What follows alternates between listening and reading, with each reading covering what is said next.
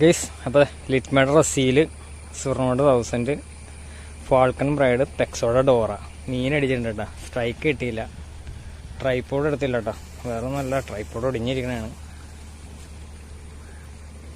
അടിച്ചേക്കണ മീൻ. അതിൻ്റെ അടിയിൽ കിടന്ന് ഓടുന്നുണ്ടാവാൻ.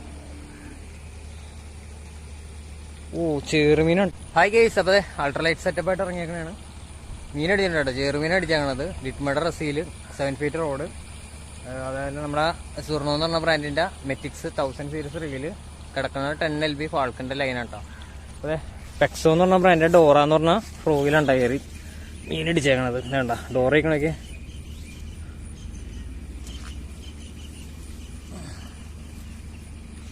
Dora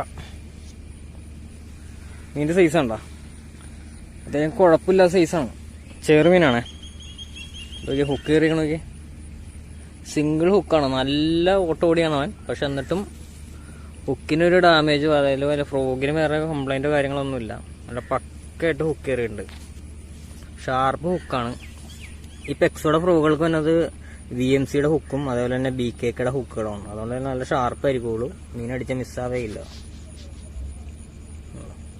Dora. അപ്പോൾ അടുത്തേനെ കാസ്റ്റ് ചെയ്ത് നോക്കട്ടെ.